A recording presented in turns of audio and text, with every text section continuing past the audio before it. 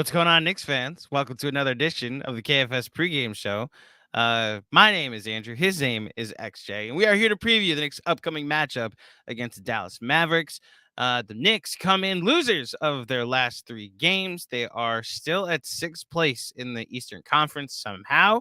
They are embarking on a three-game Western Conference Texas road trip in which they will play the Mavericks tonight, the Spurs on Thursday, and then the Houston Rockets in a match. So for some reason, a rematch is what people tell me of the '94 finals. That's the one thing, XJ, from like rivalries that people bring up. Like I take significance when they play the Pacers, play the Heat, at times when they play the Bulls. The Rockets don't do it for me. It's like if the Mets ever play the Royals, I'm not like, oh no, 2015. No, it's just like, okay, they're an interleague game. Got it. XJ, how are you doing tonight, sir? I'm doing great. I mean, I'm still feeling okay. I'm still feeling good about the Knicks. I'm feeling good about their effort. Not feeling good about the results, obviously, but I'm a process oriented guy, so I'm doing okay. I'm hanging in there. I still feel good about the team overall. So overall, pretty good. Well, it's funny because we got into it a little bit privately um, when we were reacting to the Sixers game on Sunday, in which the Knicks lost on Christmas Day, 119-112. I tended to lean a little more James Harden and Joel Embiid were unstoppable in the fourth. George Ying's comments obviously led that was fuel to the fire of a vocal crowd that's tired of the Knicks playing drop coverage in certain situations. One thing I've agreed with that I guess I may just not be agreeing with it enough for people to I believe this, that I think Quickly should have played more. That was like my whole thing on Friday night. If you were to criticize Tibbs, it was that they needed to play Quickly more than 21 minutes. And if Brunson doesn't get hurt, he would have played 17 on Friday night, on Sunday against the Sixers. Especially in like RJ doesn't need to be playing 40 plus minutes. Grimes doesn't need to be playing 36 plus. And I'm there for it. I just don't know how much it was doing for a difference of the game. To expand more, XJ, on our conversation, you went back and watched the whole game or just the second half? The entirety of the game. I watched Okay. everything all over again. So what did you to use the analogy that we were talking about privately, um, we were talking about a pie chart. And if you were gonna like assign blame in places, the majority of my pie was just holy shit, Joel Embiid and James Harden went off. Then there'd be a smaller slice that this bench does not have the ability to score. It's like they can't beat a zone. That's what happens when you have Deuce and Sims and Hartenstein out there. And that was an issue. And then if you wanted to throw 10% of the pie toward Tibbs and the drop coverage and not playing quickly enough, I'm down. Um, I'm now wondering where you fell after your rewatch on the pie chart. Yeah, so after the rewatch, and to be clear, like before, like during this discussion, I wasn't sure. I wasn't adamant about my position that I felt like there were a lot of coaching issues that could have been cleaned up and the Knicks could have won the game. It was just a feeling I came away with after I watched it. I came away with feeling like did we need to lose that game? Like could we have been more in it? It was just more of a feeling, and so that's why I want to really rewatch it. But you made the argument, that what you just said, like it was just too much Embiid, too much Harden. That was like 90% of the pie chart. Everything else was probably like 10%. And Sean was saying something similar as well. On my rewatch, I think that you both were largely correct. It was an Embiid and Harden show, especially in the second half. It was like all offense was going through both of them. It was pick and rolls, but like Embiid, Harden, pick and rolls. It was isolations, Embiid or Harden. And they were just too good. Like just realistically, they were just too good. Definitely there were things that the coaching staff could have cleaned up, but I don't think, as we talk about the pie chart, I think it was maybe around 10-15% of things. The biggest one to me was Quickly not playing enough. Like you said, you took the words right out of my mouth. 17 minutes he would have played if Brunson didn't get hurt. That's really inexcusable in a 9-man Yeah. rotation. Like I don't know how you can justify that in any way. Especially with the kind of defense that he was playing. He was playing like some of the best defense I've seen him play all season in that game. Again, on the rewatch, seeing him kind of, navigate pick and rolls, chase around guys off ball. He was excellent. He was like the best defender by far on the team, I thought. And it's just strange that he was only playing 17 minutes before Brunson got hurt. I couldn't explain that. That was an issue I had. Another issue I had was Mitch, his minutes not being matched with Embiid. He was pulled, or he wasn't pulled, and then Embiid was pulled out, and then Mitch ended up picking up a foul on like Montrezl Harrell, and I'm Yeah. like, why is Mitchell Robinson in the game when Embiid is not? He was the only guy who had any shot of guarding Embiid. He did a decent job in the first half. But I thought his aggression and his confidence really waned as he started picking up fouls. And I think that single foul that he got on somebody not named Joel Embiid made a real impact and a difference in terms of how aggressive he could be and his ability to stay on the court as well. So that was a mistake. I thought that happened. And then obviously the Niang comments. That one was really like, I do think that was a mistake. I don't understand why they were playing drop and going under screens that involved Niang. Like Niang's a 41% 3-point shooter for his career, 42 Yeah. on the season. That's like the thing that he does extremely well. Like at almost an elite level, it's just like catch and shoot, spot up. So why you would be going under and leaving him wide open threes, it really doesn't make sense. And it was clearly the game plan because they did it repeatedly. Mm-hmm. He was missing in the first half and started hitting in the second half, and it looked really bad when he started hitting. So yeah, I think those were some of the things, but I don't think it would have made a difference even if they really cleaned a lot of that up. I think a lot of the problems are what you described. Embiid and Harden, too good. And the Hartenstein Sims lineup, I think that experiment is kind of coming to an end. I think we really have to see RJ play at the 4. And I don't think that, people are still talking about Obi being the elephant in the room and that we don't need Obi. We need to get rid of him because we now have, the great Hartenstein playing the 4 or Sims playing the 4, whoever's the token 4 at the time. So yeah, that was my assessment rewatching. And yeah, I think that you guys were largely correct. And it was just a feeling I had, but that's why I don't trust my feelings. I trust the data. Well, to be clear, I think there's another thing we discussed that we're now obviously discussing live here on YouTube, but the Jalen Brunson defense. Now, I had noticed this early on in the first quarter that honestly, I noticed it more during the Bulls and the Raptors game that I was like, all these buckets are coming at Jalen Brunson's expense. And if he's hurt, he's hurt. And we should mention there's no info yet on his availability tonight. That he's a game time decision is the most latest report. He did not participate in shoot around. We do not know if he is playing. I'm just going to answer the chat live. Obi was also reevaluated today. He's going to need a little bit longer before his return. And the game, if you're on the East Coast, is at 8:30 Eastern Standard Time. They are in Texas tonight over in Dallas. So you were able to clarify that they weren't targeting Brunson on the defensive end. So I think this more just comes to ability. And I'm not going to – I can't fault Jalen Brunson too much. Like, you are as good as you can be. It's not like he dogs it. I think he does try. I just think he's not the greatest defender. So buckets are going to come at his expense. But that's even more of a reason to play quickly. If not, instead of Brunson for 2-3 minutes, but quickly can also play next to Jalen Brunson. We talked for a while this season how well those minutes were working. The RJ playing 40 has to play 40 plus minutes thing. I don't fully understand.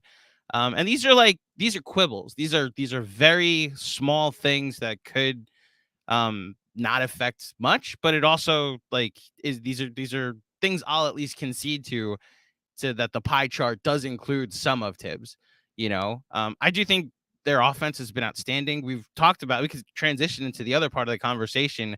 The most recent shot quality reports have been released. I forget what site that you were using for, but the Knicks are 8th of the 8th best shot quality as an offense right now. And for a coach that gets shit for not being the most creative offensively, for the people that study this specifically to say that a Tom Thibodeau offense has the 8th best shots taken in a game of all of the NBA. And it turned they're 9th in net rating, 10th in defense, or vice versa, 10th in offensive rating, 9th in defensive rating for the season. So that would bear out in the data as well. I was pleasantly not surprised because it's what I assumed, but I was satisfied to see that they're 8th in that ranking. XJ, do you want to expand a little bit on what shot quality means and what the Knicks have done differently to get to this point in the rating? Yeah, sure. So the site that we were citing is literally just shotquality.com. They do a great There you job. go. Yeah, they're not the only organization that tracks shot quality, and they may have a slightly different algorithm than others. I know Second Spectrum has their own proprietary shot quality metric, and I don't know what the specifics and the differences are because, like I said, it's proprietary. But for the most part, shot quality really tries to assess like how good are the shots that teams are getting on the court by Mm-hmm. area of the court and by defense being played. So area of the court, you would basically look at the points per shot that you would average, or the estimated points per shot that you would get by any area of the court. So you would look at, from the free throw line, you would look at from the 3-point line, the corners, the wings, shots close to the basket in the restricted area, non-paint restricted area, paint restricted area. So you look at all these different positions on the court. You would come up with expected points per shot in those areas, and then you would look at the defense that's being played against the players that are shooting from those areas. So is it tight defense? Is it very tight defense? Is it open? Is it wide open? And so you would take that algorithm and then you would input all the shots that the team is taking, in this case, the Knicks. And then you would get like this expected return or shot quality, essentially. And so you would do that for the offensive and defensive end. So shotquality.com does a great job of doing this. They don't share all their data just like openly. So I actually asked them on Twitter like what what the Knicks rankings were, and that's how we figured it out. I would say that I think it's really impressive that the Knicks are, I think it was actually ninth, if I'm not mistaken. You said eighth or ninth, one of those. I think it's really impressive that they are that high up with not having a super sophisticated offense. And to me, like the ways that I would kind of guess that they got so high ranked is really like largely a lot to do with Julius Randle's improved shot diet, something that we've talked about ad nauseum on these pregame shows. Like Randle has completely overhauled his shot diet, and now he's taking paint shots. He's taking shots a lot closer to the basket.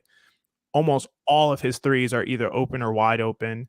And that's been an amazing improvement. I think just coming down from the coaching staff. I don't think this was just a Randle decision to just take it upon himself to do this. It's too much of a concerted effort, and it's too different from the rest of his career for me to imagine that he's just doing it on his own. So I think that's a tip of the cap to the coaching to kind of instill that in him. And Brunson takes a lot of really good shots. The Knicks are a 3-point and paint attempt team, and all of those things contribute to like really good shots. And I think it's great, and I think it is a tip of the cap to the coaching staff. They're higher than I would have thought, and I think those are probably the reasons. So yeah, really great to see that. Do these sites show, and I obviously I could have done this before we started this, but do these sites show individual players and their shot quality? I know there are shot charts to go there as far as rating the quality of shot that the players are taking specifically from this site. Do they do that? They do. So, but I think you have to pay like $75 a month, and I don't. Which we're not gonna do. do.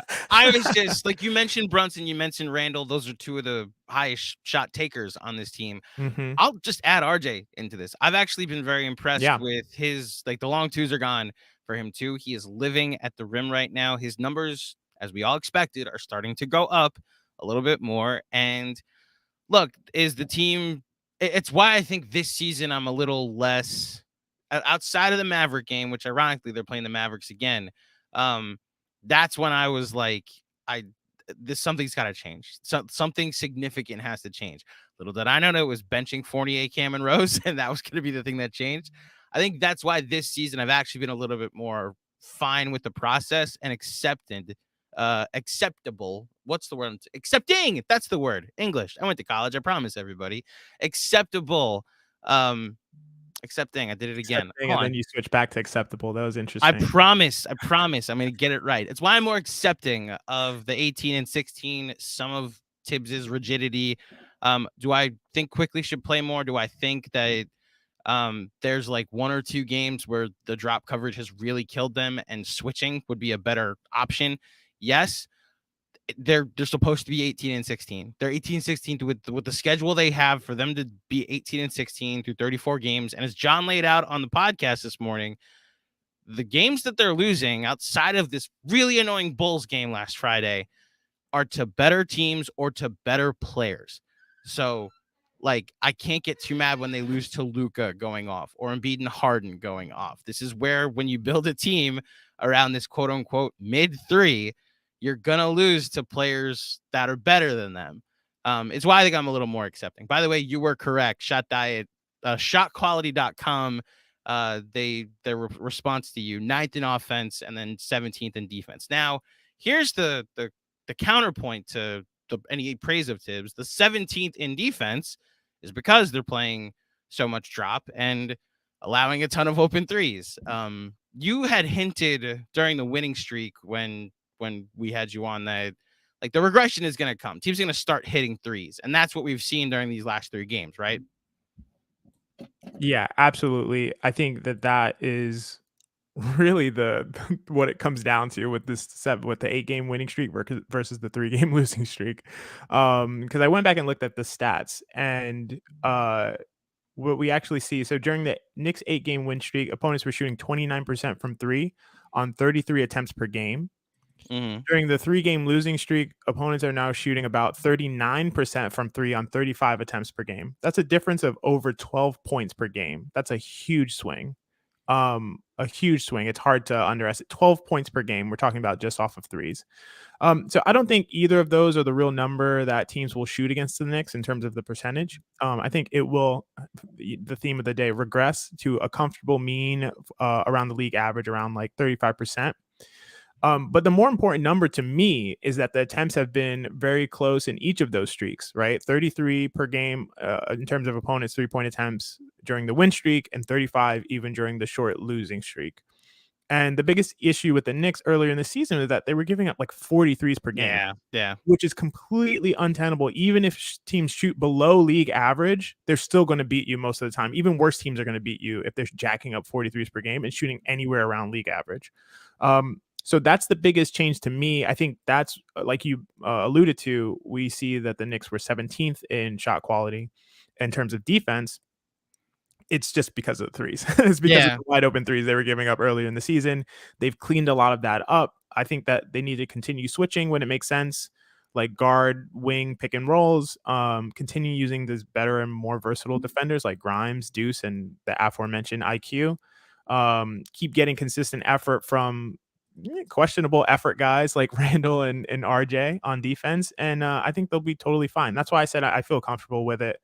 I'm not worried. I don't think they're like an 8-2 in their last 10 games like team, but I also think, I think they will compete for the 6th seed with the Hawks, Pacers, Heat, and Raptors all season for the rest of the season. So I definitely think they can get that 6th seed, and I think they will personally. But yeah, there's a clear top 5 tier in the East. Absolutely. Then there's a 6 through 11, mm-hmm.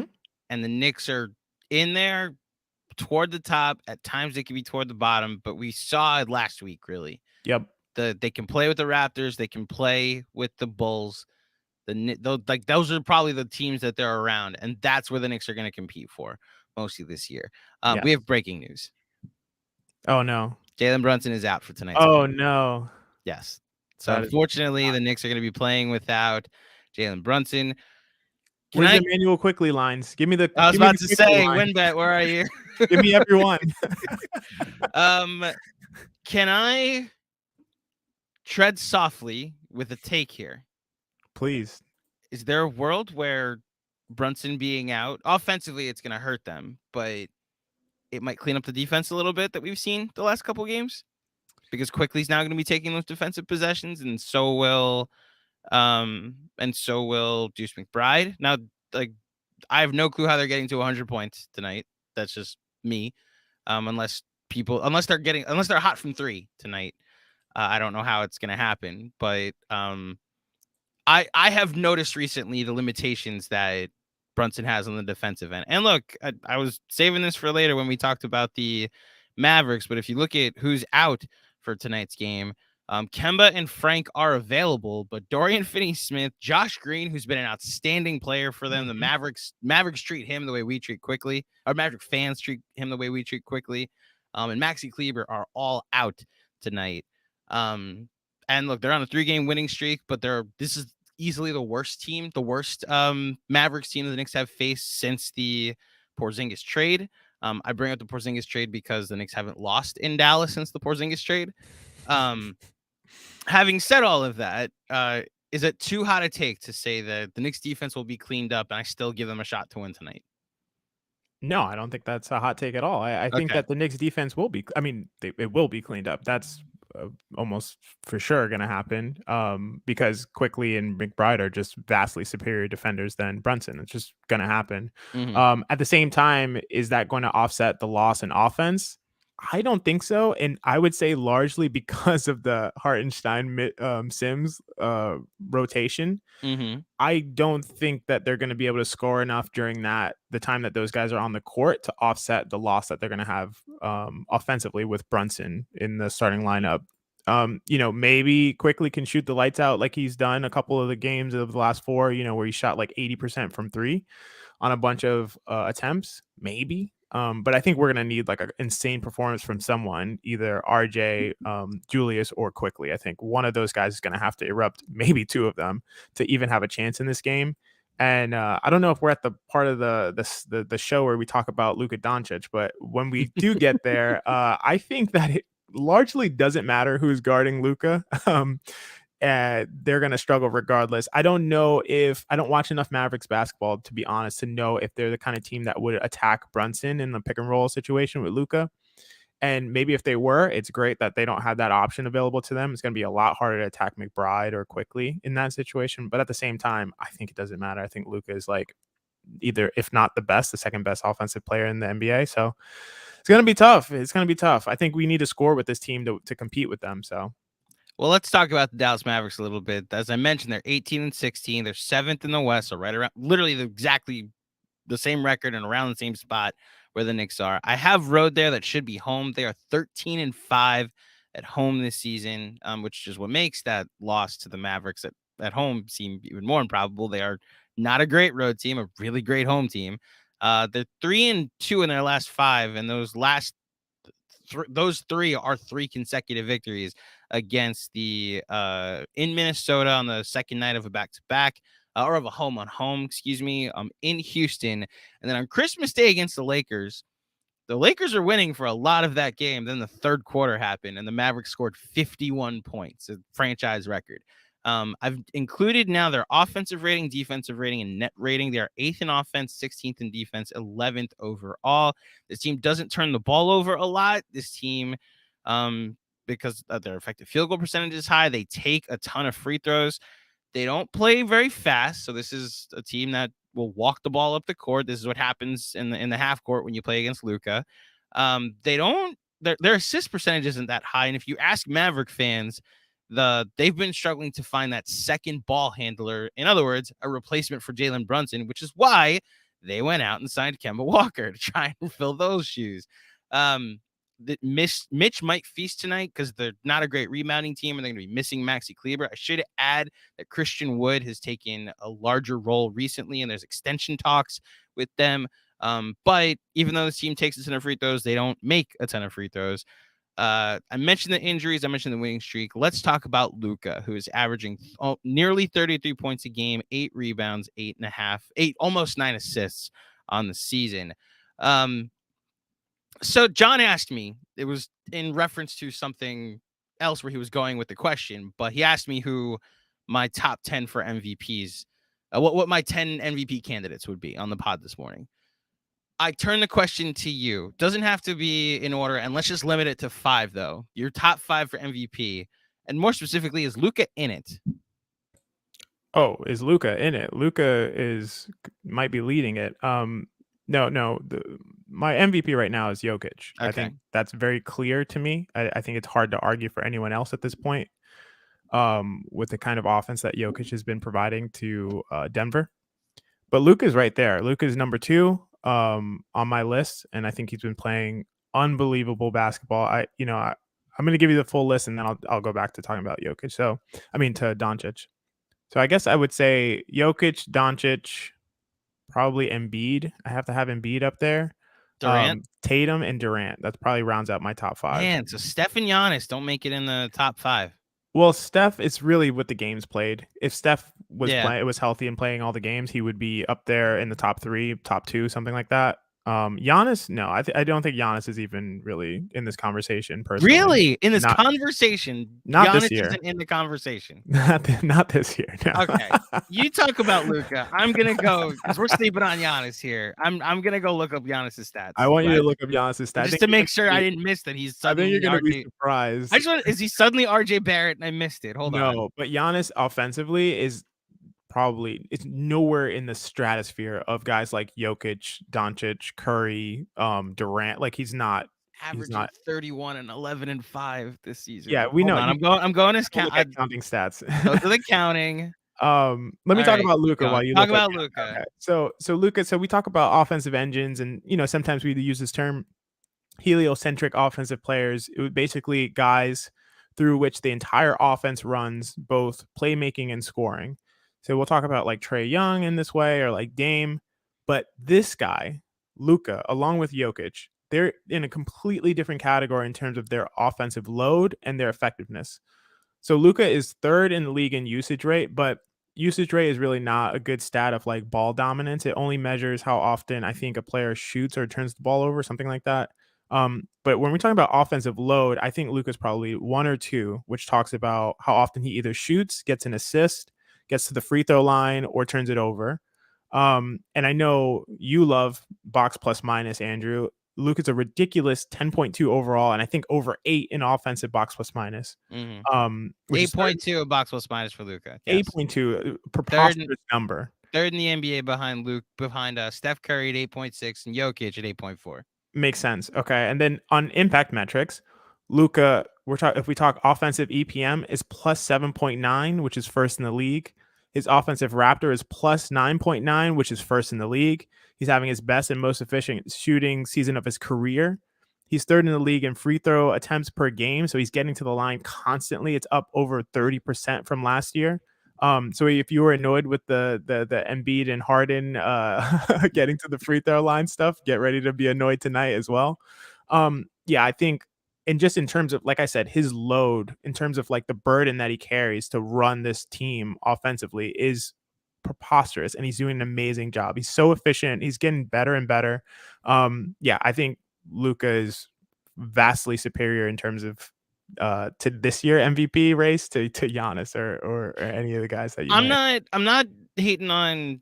My objection, to be clear, if you're just looking at the numbers and like wins and losses don't matter to you, then the most valuable players this year have been Luka Doncic and Nikola Jokic. I think Durant, because there's 2 sides of the floor, could make an argument. He's actually been very good defensively. Yeah, he has.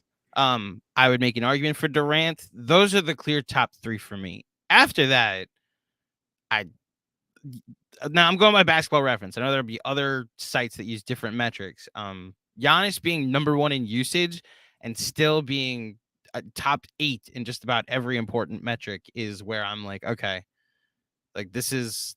I still think he, especially with how it translates to winning. He's been doing this all with Middleton out. I'm arguing obviously for 4th place here. Like I'm not saying like. I'm not saying like the top 3 isn't the argument. Like if this isn't you're sleeping on Giannis, he's easily number 1. What I will say is that the top 2, just by the numbers, is very clear that it's Luka and Jokic right now. It's very clear that those are the top 2. I mean, I have Jokic, but I could hear arguments for Luka. I think it's Jokic is kind of in a tier alone, and then Luka's like right under in a tier alone, and then we have the next level. Like that's how I see it. Just to say real quick on the Giannis thing. Mm-hmm. So you mentioned usage rate. Usage rate is really, really like flawed stat insofar as like our understanding of what usage rate means is not connected to what it actually means. So basically, usage rate just talks about how many possessions end on a field goal attempt or a turnover by the player, but that doesn't speak to playmaking at all. It's really about who's the ball dominant in terms of like taking all the shots on behalf of the team. With Middleton out, you would expect Giannis's usage rate to be insane, which is why he's averaging 31 points per game or whatever it is. But that doesn't speak, that takes out a whole level of usage, which is playmaking. And guys like Luka and Jokic have an insane playmaking load that Giannis does not have at all. And we can see that bear out somewhat in the assist numbers, but like I said, I think that that's a huge factor that is not taken into consideration when you just look at usage, or you just look at points per game, or you just look at scoring. Like, the playmaking is absolutely insane. And I know you're not arguing Giannis over Luka and Jokic. No. I think it's way more because I tend to like usage a little more. Just it matches the eye test of, oh, this person's dominating or responsible for this percentage of the offense or than the other. Just from what I watch, especially when it comes to the Knicks, like it makes sense that the three highest usage players are the three that we've talked about all year. Jokic is 21st in usage, which then goes to he's still able to be top 2 in all of the other metrics while having 10% less usage than Luka and Giannis and even Durant to an extent, which is why I think it's a clear Jokic is the MVP. However, the Knicks are going to have their hands full with Luka tonight, and that's, I think, the moral of the story is that the Knicks are going to be playing an MVP candidate, which goes to as we transition into betting and sweating. I should add the starting lineups for tonight. Quickly does get the start in place of Jalen Brunson. Wow. So is your guess that Derrick Rose is the backup point guard tonight? My guess is that Deuce is the backup point guard tonight. I think Rose. Well, who fills the rotation spot is what I'm saying. I think that Rose is going to play like 5 minutes. I think it's gonna be largely down to 8 guys again. So okay. Over under. Let's see. Mitch probably plays his normal 32 minutes. Randle's playing 45. RJ's playing 46. That's right. Grimes is playing 43. Okay. How many players will the Knicks have that play 40 minutes tonight is my question. That's your first bet to wager tonight. How many? Yeah, I like how this. many? I like this. I'm trying to think if Claudio Casino action. There you go. I love the Claudio Casino. Finally I got to bet in the. You get to bet in this. All right, I'm gonna set the over under at 2.5. Okay, the line at 2.5. Do you go over or under players that play at least 40 minutes tonight? 2.5. I'm smashing the over. Smashing the over. Grimes is getting 40 minutes tonight. Adjusted line of 3.5. Do you take it too? That you're making it tough now. I would probably say under 3.5. I think it's going to be 3. I think it's the 3 guys that you said. I think RJ, Randle, and Grimes. I think there's no way Quickly gets over 40. I would like to see it, honestly, but the last game, I think, I don't remember which game it was that Quickly started. It's the Toronto game because Grimes was out. Right, because Grimes was out. There you go. He played 35 minutes, so I think we'll see something around there. I think Quickly has a hard time getting minutes no matter what. And I think that's a big problem because, like we just talked about, he was going to have 17 minutes in a game, where he was the best defender in a 9-man rotation. And then prior to that, he had 21 minutes against Chicago, which didn't make any sense. Again, a 9-man rotation. And then we had a game against the Warriors, which obviously was a blowout, but, he's 5 of 6 from 3. And had 23 minutes. Like, I think it's tough. Quickly's having a tough time getting minutes. So I don't think there's any way he's getting over 40, although I'd love to see it. I'll take the over on 2.5. What about the 3.5? With he's going to trust Deuce with more than 5 minutes? Oh, yeah. Deuce is playing more than 5 minutes tonight. You think? Deuce has been playing like 6-minute games lately. Yeah. No, I know. But tonight he's getting like 15 to 18 minutes. I think there's a world where Tibbs has 5 guys he trusts and is just like gonna use his timeouts and like 5 minutes from each bench player. Like middle school, like your best literally play every minute. So you just call timeouts to give him a break. Exactly. Yes. And you might see him. You're gonna see him use his challenge solely for the fact that Just for the it'll give extra. somebody a break. That's the only way. It's the Oh only man, way. that's hilarious. We now transition into betting and sweating. We should mention there are no Knicks lines available on WynnBet right now because of the late lineup announcement. So there are no player props available. But the show goes on, and we are headed over to betting and sweating, which is presented by WynnBet. Download the WynnBet app now. Visit www.wynnbet.com to start winning. Sign up today to receive a special offer. Bet 100, win 100 at wynnbet.com. Download, bet, win, betting and sweating. Here we go. So the line for tonight, the Knicks are 6-point underdogs in Dallas. So it's actually a favorable line if you think they have a chance to win. It's plus 190 on the money line. The line for the game is over 216. They're literally nothing. Player combos. Oh no, they got combos for the Knicks. So here's Randle. His points and assists. Oh, they're locked though, so actually there aren't any lines available for Randle. If you want to go to Mitch, who I think his last assist came in 2018, you have RJ points and assists. 30 plus is plus money. And there's no quickly lines, unfortunately. Not yet, at least. Let's see if there's any 3-pointer lines. No, Tim Hardaway Jr., who went off against the Knicks last time, by the way, 4 plus threes, which I believe he hit 4 in the third quarter alone of that game, is plus 105. XJ, where are you going with your line tonight? Before I say where I'm going with my line, let it be known that I would absolutely hammer whatever quickly lines exist in the world. If they show up, if they showed up, I would absolutely take all of them. Just let that be known. But I think 6 points is a lot. I don't think the Knicks are going to win. I don't think they're going to win, but 6 points is tough. I don't think they're going to get blown out. I mean, the Mavs are missing some key pieces as well, like Finney Smith being out, Kleba being out. I don't know. I think that's tough. Kemba's going to get some minutes, which I think bodes well for the Knicks. That was a joke. I don't think he's actually going to get minutes. Wait, what? Yeah, so I think I'm really liking the 6 points. I might take the 6 points. Okay. I think I'm going to go with that. Yeah. Well, you are in good company because I have Sean's bet, and he's taking Knicks money line tonight. So he's winning outright in this game. Let's go. To expose some of the private conversation, he was on this before the game, before that this is the Knicks haven't lost, as I mentioned, the Knicks haven't lost in Dallas since the Porzingis trade. This is also the worst of Mavericks teams that the Knicks have played since the Porzingis trade. And then the Brunson announcement happened, and the line to move all of half a point. So it went from 5.5 to 6. So get ready to watch the 2021-22 Knicks. This is going to be last year's team, which I should mention beat Dallas by 30 in Dallas last year. Very weird success the Knicks had against the Mavericks last season. So Sean's going money line. He found the one Knicks prop. Mensa's going with the Knicks, RJ Barrett, 3 plus 3-pointers in a game that I think he's going to play 700 minutes. Sure, he's going to at least take enough threes to justify this line. Then as far as I'm concerned, I apologize, everybody, if you came here for some Knicks homerism. I'm going to Luka. I'm going to points, rebounds, and assists. Let's see.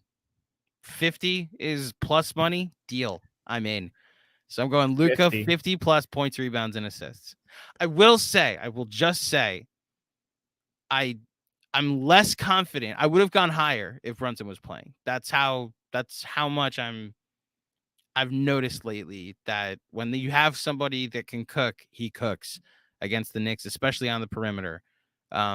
Quickly playing a lot of minutes, they're not going to be able to stop him, which is why I still think 50 will hit. But Luka's going to have to work a lot more than he would have had Brunson been playing his normal minutes. But hometown whistle, drop coverage moments, the 50 plus I think is doable. Do you think there's any level of holding Brunson out because he can't really perform at his best against Dallas? Or is that insane? No, it's a good theory. I hesitate when anytime a Tom Thibodeau coached player that seems to also be a Tom Thibodeau guy suddenly is out. Like it took Luol Deng getting like mono during the playoffs that one time for Tibbs to finally sit him out. Yep. So you literally have to be on your deathbed to miss time, and I wonder if that does have something to do with it. And we'll see how it affects the Knicks' chances tonight. Dallas is coming in red hot, 3 straight wins. They're a really good home team, and as we mentioned earlier in the show, and hopefully the Knicks can overcome all of that and get back to their winning ways. This has been the KFS pregame show. I should mention one last time, shout out to our friends over at WynnBet. Download the WynnBet app now to start winning. Sign up today to receive a special offer. Bet $100, win $100. That's bet 100, win 100 at WYNNBET.com. Download, bet, win. XJ, any final thoughts before the Knicks take on the Dallas Mavericks? Julius Randle in Texas, in his hometown, no Jalen Brunson. I just want to see what happens. We're getting one of two versions of Randle tonight. He's either going for 45 tonight, or this is going to be an 8 for 31, very like the old school Kobe performances where we had no idea how to evaluate them. We had no idea how to evaluate. Yeah, I just he scored 40. It's like he took 45 shots. I just. The Kobe 61 game. Yes. Now that was different. There was not a shot in that game that I didn't want Kobe to take. I wanted him shooting the ball every possession. And damn it, he did. No, of course. Having said that, there's like a whole season where he was taking like 40 shots a game, and it was like, you do have teammates. Like you are allowed to pass the ball, and it's why you're a 7 seed. Anyway, you continue. No, I just want to see what happens.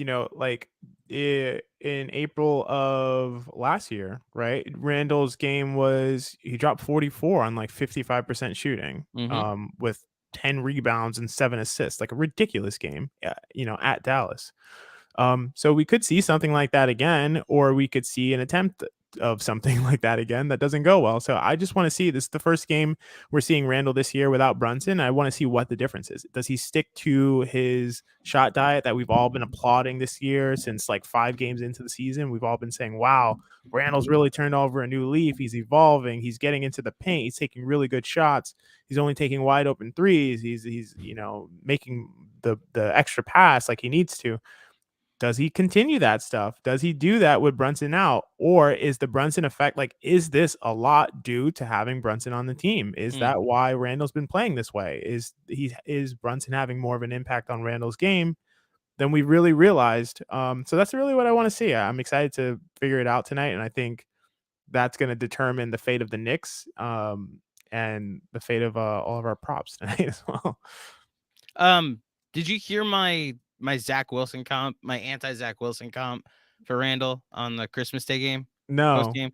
So here's my thoughts on Randle, because people are still super frustrated with him because they're just going to be, regardless of what he does to improve, the effort he's made to be a smarter player with the shots he's taken. So I mentioned this, Jet fans will completely understand this. Watching Zach Wilson, who has been a thorn in our side, shout out Mike White, my journeyman quarterback that's now turned into a hero. But Zach Wilson will have like 1 every 6 or 7 throws where you're like, oh, I see it, and it's only that one time where you're like, I understand why they took him 2nd overall. But the rest of the time, which is like 16% of the time, is when you see it. The rest of the time, you're like, oh my gosh, how does this dude get out of college? This is the worst quarterback I've ever seen. That he can't hit wide open throws in the flat. He misses like checkdowns with repeat. He sails balls over Braxton Berrios' head that are like, but there's no person in front of him. But that 1 every 6 times, you see it. With Randle this season, it's the opposite. It's 1 every 6 shot attempts. It's like a long contested 2, or he gets the ball with 14 seconds on the shot clock. It doesn't leave his hands, and he's just like pump faking, and takes a terrible shot. And you just kind of have to live with that 1 every 6 or 7 shots this year. That's at least how I've seen it this season, that for the most part, he's trying to get to the paint. He almost makes an effort, don't shoot yet, don't shoot yet, don't shoot yet. I'm in the paint, I can shoot, great. He absolutely does that. So that's this season. And every now and then it's that's a long contested 2. You shouldn't do that. So I love that that's comp. where I am with Randle. I love that comp, and I think it's totally spot on. And I personally love it. I will live with that. I will live with that anti Zach Wilson approach. I'm totally fine with living with, a terrible shot 16% of the time or a terrible decision, and 84% of the time he's doing the absolute right thing. I love that. I think that's a great ratio for Randle. I think that's like as good as you can hope for.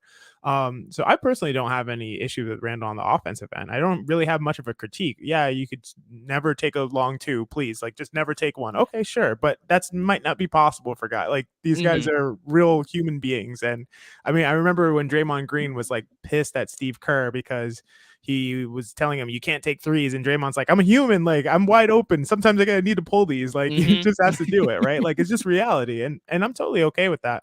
For my frustration with Randle this year has exclusively been on the defensive end. 100%. Yeah, it's a defensive end. It's effort too, which is why it makes it even more frustrating. It's effort. Exactly. It's effort. Definitely his instincts are not there. I think he doesn't have good defensive instincts. So I think he needs to make up for it with effort because he's not often in the right place.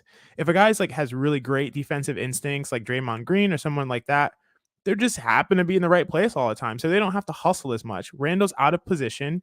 And so, yeah, you're going to need to run a lot harder to make up for it. And instead, what he does is he gives up on the play. It's like you could go either way. I'm going to run really hard and try to account for this mistake that I made.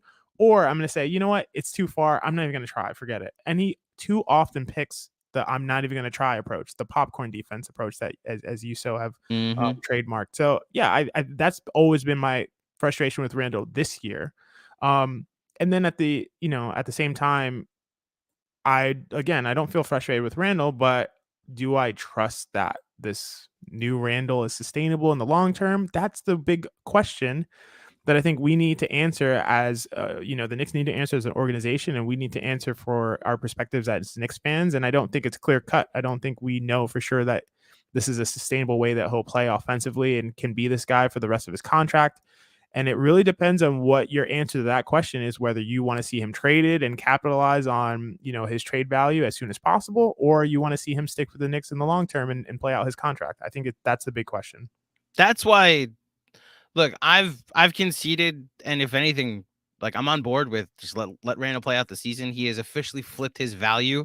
The upgrade version of the Knicks is either Julius Randle or RJ Barrett being traded. And I think you're going to get more in return for trading. I mean, this is a conversation that's going to happen over the next couple of weeks. A 2-time All-Star. There is the very realistic world where Julius Randle makes the All-Star team this season now. Trading that guy to upgrade to the star that you bring in is going to be a lot easier. And that's why, like, I'm not like he's now untradeable. It's like there's a conversation later in the season for that, or like closer to the offseason. For that to be had, because look, kudos to him. On the offensive side of the ball, he's been outstanding this year. Okay, I'm also curious to see if there's your Claudio Casino line, over under 30 shot attempts for Julius Randle. 30 is an insane number of shot attempts. Hammer the over though, baby. My thank you to XJ. As always, follow him on Twitter at his handle that's underneath his face. You can follow me as well. But if you really want to do me a favor, head on over to this video on YouTube and give it a like, and on the channel and give it a subscribe. The Knicks take on the Dallas Mavericks tonight in Dallas. If you want to join us on playback, do so by signing up for Patreon. The link is underneath our faces here on YouTube. John will be here on the post game. He is back in action and has some takes, I'm sure, and hopefully this is a W, so he doesn't have a lot of frustration after this game. But thank you for tuning in for the KFS pregame, everybody. Enjoy the game. Let's go, Knicks. And Knicks Nation, as always, let's ride.